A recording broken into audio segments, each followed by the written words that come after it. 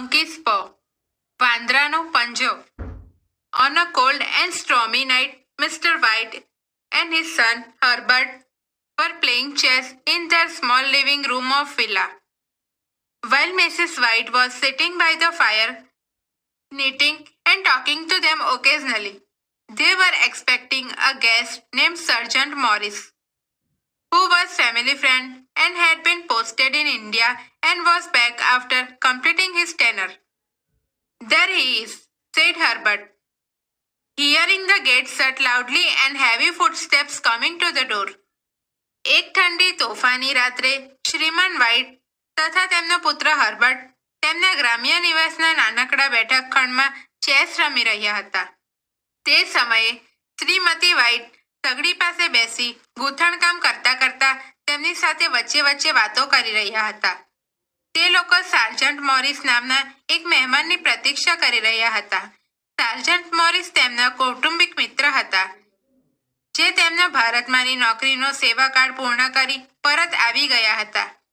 લો, એ આવી ગયા. હર્બર્ટે મોટેથી જોરથી દરવાજો બંધ થતા અને દરવાજા તરફ આવવાના ભારે પગલાંનો અવાજ સાંભળી કહ્યું, sergeant major Morris, said Mr. White, introducing him. Mr. White welcomed Morris and offered him a drink. The family was mesmerized by Morris' description of India. Sergeant major Morris, શ્રીમાન વ્હાઇટે પરિચય કરાવતા કહ્યું. શ્રીમાન વ્હાઇટે મોરિસને આવકાર્યા અને તેમને એક પીણું આપ્યું. મોરિસે જે ભારતનું વર્ણન કર્યું તેનાથી આખું કુટુંબ સંમોહિત થઈ ગયું. I would like to go to India myself, said the old man. Just to look round a bit, you know. I would like to see those old temples and magics, continued Mr. White. What was that about a monkey's paw or something you started telling me about the other day, Morris? Sergeant showed them a dried monkey's paw which had a spell put on it. Morris said an old fakir put a spell on it and now it is a talisman. He was a very holy man and he wanted to show that fate ruled people's lives and that to interfere with fate only caused deep sadness. એ વૃદ્ધે કહ્યું, મારે પોતે ભારત જવું છે. ફરીને થોડુંક જોઈ લેવા માંગુ છું. શ્રીમાન વ્હાઇટે ઉમેર્યું, મારે પ્રાચીન મંદિરો અને જંતર મંતર જોવા છે. મોરિસ પહેલા દિવસે તે જે વાંદરાના પંજા જેવું કશાક વિશે કહેવાનું શરૂ કર્યું હતું તે શું હતું? સાર્જન્ટે જેના પર મેલી વિદ્યા કરવામાં આવી હતી તેવો એક વાંદરાનો સુકાઈ ગયેલ પંજો બતાવ્યો. મોરિસે કહ્યું, એક વૃદ્ધ ફકીરે આના ઉપર મેલી વિદ્યા કરેલ છે અને હવે તાવીજ જાદુયંત્ર બની ગયેલ છે. તે ખૂબ જ પવિત્ર માણસ હતો અને લોકોને બતાવવા માંગતો હતો કે લોકોના જીવન પ્રારબ્ધ દ્વારા નિયંત્રિત છે અને પ્રારબ્ધ સાથે ચેડા એ માત્ર દુઃખ ઉપજાવનાર જ બને છે.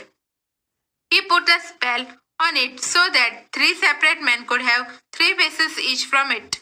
It would bring a disaster, continued Sergeant. It has caused enough trouble already, and threw the paw upon the fire. તેણે એના પર મેલી વિદ્યાનો પ્રયોગ કર્યો છે, જેથી 3 અલગ અલગ વ્યક્તિઓ તેની મદદથી 3 જુદી ઈચ્છા પૂર્તિ કરી શકે. તે વિનાશ લાવી શકે. સાર્જન્ટે બોલવાનું ચાલુ રાખ્યું. તે મુશ્કેલી ઊભી કરી ચૂક્યું છે અને તેણે તે પંજો સગડીમાં નાખ્યો. But Mr. White was curious and wanted to taste the powers of monkey's paw. He bent down and quickly retrieved it from the fire. He said, if you don't want it, give it to me. Morris, after reluctantly explaining the appropriate manner for making the wishes, warned him that he could have the paw but at his own risk and departed soon afterwards. પણ શ્રીમાન white જિજ્ઞાસુ હતા અને તે વાંદરાની પંજાની શક્તિઓની કસોટી કરવા માંગતા હતા. તેમણે ઝૂકીને સગડીમાંથી તે પંજો પાછો લઈ લીધો. તેમણે કહ્યું, જો તારે ન જોઈતો હોય તો મને આપી દે. મોરિસે આનાકાની સાથે ઈચ્છાઓ માગવાની યોગ્ય રીતો સમજાવ્યા બાદ તેમને ચેતવ્યા કે તે તેમના પોતાના જોખમે તે પંજો લઈ શકે અને પછી તે તરત જ ત્યાંથી રવાના થઈ ગયા. After the guest left, Mr. White held the paw in his hand and said, I wish for 200 pounds. It moved. He cried, glancing with disgust at the object on the floor. As I wished, it twisted in my hand like a snake. The next morning, a gentleman knocked on the door. I come from Mo and Maggins, your son's employer. એ મહેમાનના ગયા બાદ શ્રીમાન વ્હાઇટે તે પંચાને તેમના હાથમાં લીધો અને બોલ્યા, મારે 200 pound જોઈએ છે. તે હલ્યો. એ ભોંયતળિયા પરની વસ્તુ તરફ અણગમમાંથી જોતા મોટેથી બોલી ઉઠ્યા, મેં ઈચ્છ્યું હતું એમ તે મારા હાથમાં સાપની જેમ સળવળ્યો. બીજા દિવસે સવારે એક સજ્જને બારણે ટકોરા માર્યા. હું તમારા દીકરાના સેટ મો એન્ડ મેગિન્સ કંપનીમાંથી આવું છું. The old lady looked surprised. Is anything wrong? She asked breathlessly. Has anything happened to my son Herbert? What is it? The visitor looked down. Badly hurt, she said quietly. But he was not in any pain. Oh, thank God for that. એ વૃદ્ધ સ્ત્રી ચોંકી ઉઠી. શું કંઈ અજુગતું થયું છે? તેણીએ એકી શ્વાસે પૂછી નાખ્યું. મારા દીકરા હર્બર્ટને કાંઈ થયું છે? શું થયું છે? આગંતુકે નજર ઝુકાવી ધીમેથી કહ્યું, ખૂબ જ વાગ્યું છે, પણ અત્યારે તે પીડામાં નથી. હું ભગવાન એ માટે તારો ખૂબ ખૂબ આભાર. But the sinister meaning of the visitor's assurance suddenly became clear to the old lady, and she looked at him. His face was turned away, confirming her worst fears. She caught her breath and put her trembling hand on her husband's. There was long silence. પરંતુ તે વૃદ્ધાને આગંતુકની આ ખાતરી પાછળનો ભયાવહ અર્થ તરત જ સમજાઈ ગયો અને તેણીએ તેની સામે જોયું. નઠારા પ્રતિભાવની ખાતરી થતાં તેણે મોં ફેરવી લીધું. તેણીએ હળવેકથી શ્વાસ લીધો અને તેણીનો ધ્રુજતો હાથ તેણીના પતિના હાથ પર મૂક્યો. ખાસીવાર શાંતિ છવાયેલી રહી. The stranger expressed grief and handed over an envelope containing some amount of money as compensation. Mr. White gazed with a look of horror at his visitor. His dry lips shaped the words. How much? 200 pounds was the answer. Mr. White found it very difficult to comprehend and become unconscious. He was filled with sorrow at the turn of events. આગંતુકે દુઃખ વ્યક્ત કર્યું અને વળતર રૂપે મળેલા પૈસાનું પરબીડિયું આપ્યું. શ્રીમાન white આગંતુકને ભયપૂર્વક તાકી રહ્યા. તેમના સુકાઈ ગયેલા હોઠમાંથી શબ્દો નીકળ્યા. કેટલા? 200 પાઉન્ડ. પ્રત્યુત્તર મળ્યો. શ્રીમાન વ્હાઇટને આ સમજવું અતિ કઠિન થઈ પડ્યું અને બેહોશ થઈ ગયા.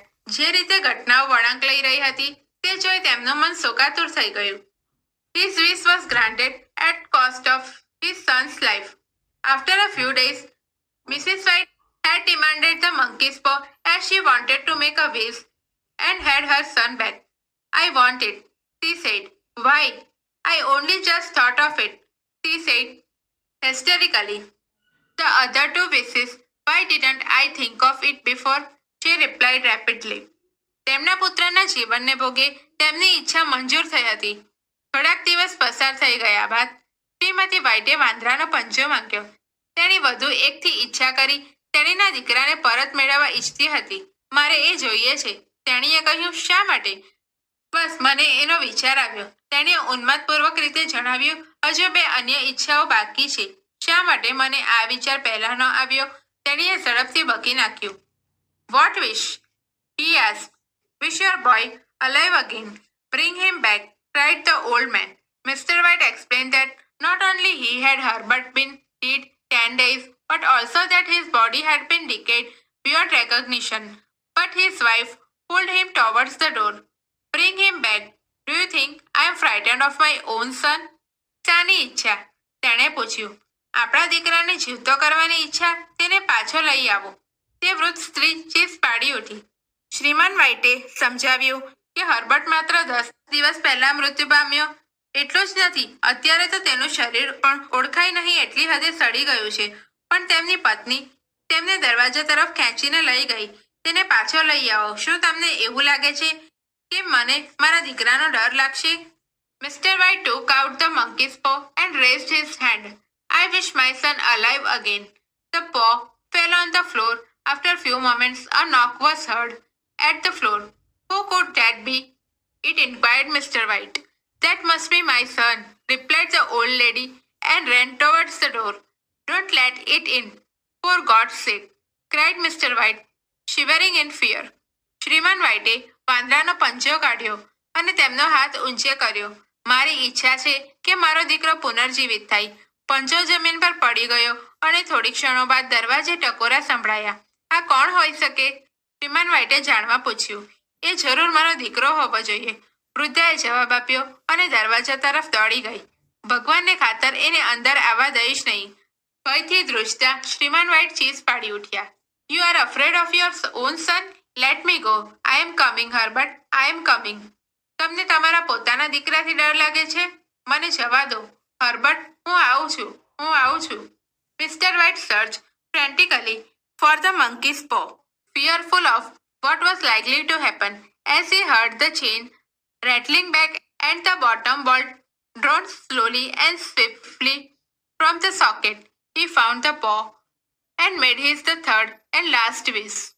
શ્રીમાન વ્હાઇટ જે થવાનું હતું તેના ભયથી બેબાકડા બની વાંદરાના પંજો શોધવા લાગ્યા. જેવા એમણે બારણાની સાંકળનો ખખડાટ અને ખામણામાંથી ધીમેથી અને સ્થિરતાથી આગળ નીકળવાના અવાજ સાંભળ્યા કે તરત જ તેમણે પંજો ઉઠાવી ત્રીજી અને અંતિમ ઈચ્છા વ્યક્ત કરી. The sound of knocking stopped at once, though its echoes could be heard within the house. Suddenly, there were sound of cracks and thunder. તરત જ ટકોરાનો અવાજ બંધ થઈ ગયો.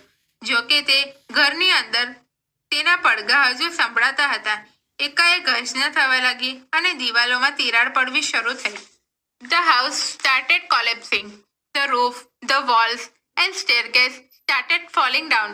They rushed towards the ground and sighed in disappointment and then ran towards main gate of the villa.